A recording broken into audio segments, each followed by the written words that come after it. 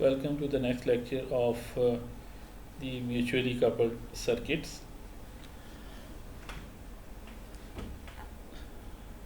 Today we are going to see how the energy in coupled circuit works. From our previous knowledge, we note that the energy stored in an inductor is half times L times I square.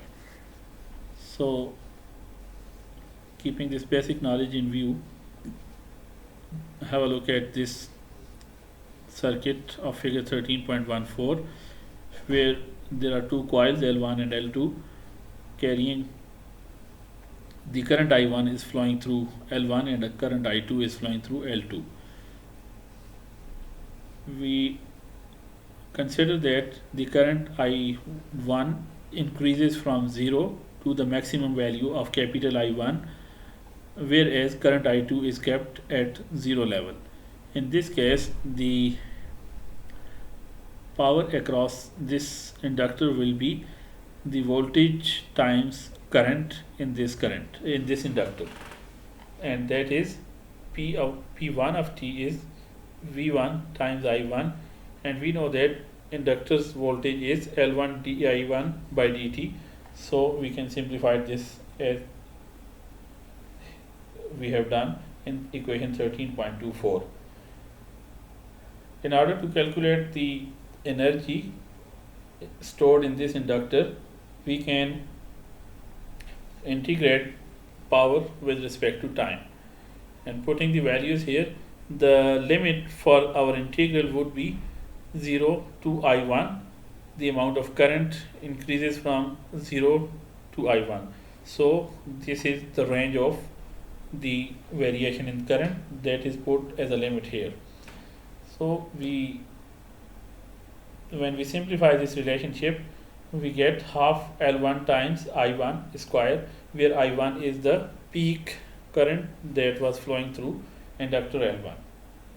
Now consider the current in coil 2 is also increasing from 0 to capital I2 level, whereas the current in coil I1 was kept steady at I1 level because it has already reached I1 level. In that case, because the current is flowing through coil L1, therefore there is some amount of mutual inductance as well. So the power in second coil would be I1 M12 di2 by dt plus I2 V2, and as before, I2 V2 can be simplified as I2 L2 di2 by dt, and I1, because I1 is now steady at capital I1 level, the peak current I1, the mutual inductance Mi12 is the cause of the power here. That is why we are using M12 here. So in this case, the total energy is once again calculated by integrating this power, instantaneous power with respect to time, and the range for this integral would also be 0 to I2 because the current in coil 2 is increasing from 0 to I2 level. When we integrate this equation and simplify, what we get is this one this relationship M12 I1 I2 plus half L2 I2 square. So the energy in primary coil of first coil is half L1 I1 square, and energy in second coil is M12 I1 I2 plus half L2 I2 square. The total energy in this circuit will be the sum of omega 1 and omega 2, or someone can say W1 and W2. So if we get the total, if we want to find the total energy will be W is equal to W1 plus W2, half L1 I1 square, half L2 I2 square, and 1 2 I1 and I2. And for example, in this scenario, in order to derive this equation, what we have done is we started from this side. When the current I2 was 0, we increased current I1 from 0 to capital I1, and then we have after that, after current I1 has reached its peak value, we increased current in coil 2 from 0 to capital I2 level while keeping the current I1 at constant level. Therefore, in this way, we have reached this equation. If we now proceed from this side toward this side, secondary side to primary side, that is, we increase current I2 from 0 to I2 level when keeping the current I1 at 0, and after that, when current I2 has reached its maximum value of capital I2, what we can do is we can now increase the current in primary or first coil from 0 to capital I1 level. When we do this, we can get same equation as equation 13.29, except this mutual inductance thing. What will that be? That will be M12 in case of previous scenario, and for current scenario in which we are starting from secondary coil or second coil, the mutual inductance will be M21. And as the energy stored in this circuit cannot be changed, because this maximum value of current I1 or maximum value of current I2 are same as before, these coils are same as before, the distance between these coils is same as before, there is nothing changed in whole of this scenario. So the total energy, whether it is calculated using equation 13.28 or 13.29, will be similar. L1 is same as this L1, I1 is same as this I1. Similarly, L2 and I2 are similar in both these cases, and this W is also similar. So this means that M12 and M21 are also same. That is why we use to say we can say that M12 and M21 are same, as, and we commonly use term M instead of all this. And in generally speaking, we can write this equation like this one, where no subscript is used for M. However, one important point is that both currents I1 and I2 are entering at the dotted terminal.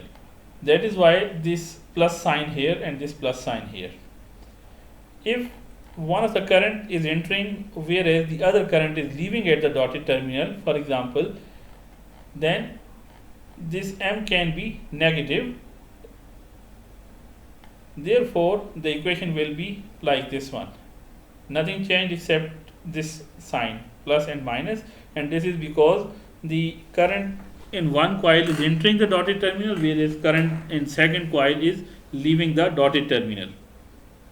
Therefore, in general, we can write this equation as M1, plus or minus, according to the scenario. Now, our next target is that we find the limit for M. What can this mutual inductance be? What can it be its minimum value? What can it be its maximum value? And we can simply say that inductance can never be negative. That is why the least value of M can be 0. Second important point is that this is energy, and energy can also never be negative for the passive elements, passive circuits. Therefore, the amount of this amount of energy, half L1 I1 square plus half L2 I2 square plus minus M I1 I2, can be written can be greater than or equal to 0. At least it can be 0. It can never be negative because these are passive elements. So by completing square, what we can get is the equation 13.34, where this portion is complete square, and we can know from our knowledge of basic mathematics that square term can never be negative, can never be less than 0. So this is always positive term, and this can be greater than or equal to 0. If this is greater than or equal to 0, then we can get that M is less than or equal to L1, L2. So this gives us the range for the value of mutual inductance. Mutual inductance can be lesser than or equal to the geometric mean of both the inductances in action, in our discussion. The extent to which the mutual inductance M approaches the upper limit is specified by the coefficient of coupling K. So if we see, we can simplify this equation like this one, where K is coefficient of coupling and it ranges from 0 to 1. If it is 0, K is 0, this means that there is no mutual coupling and M is equal to 0 in that scenario. And if M is 1, this means that M is exactly equal to L1, L2 whole under the root. That means tightly coupled. So the range for K is 0 to 1, which in turn leads to the range for M between 0 to the geometric mean of L1 and L2. And from our previous knowledge from previous lecture, we can say that K is the amount of the flux linkage, flux flowing from coil 1 to 2 divided by the total flux of coil 1, which was 511 plus 512. We have seen it in previous lecture. Similarly, it can also be written as flux from coil 2 to coil 1 divided by total flux of coil 2.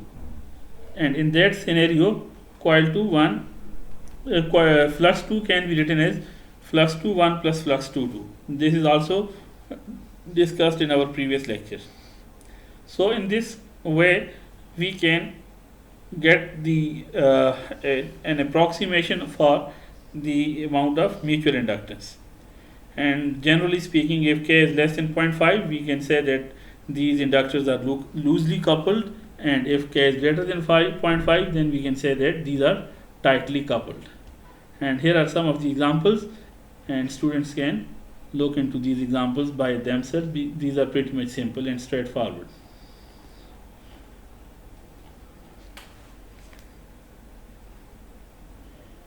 Thank you very much.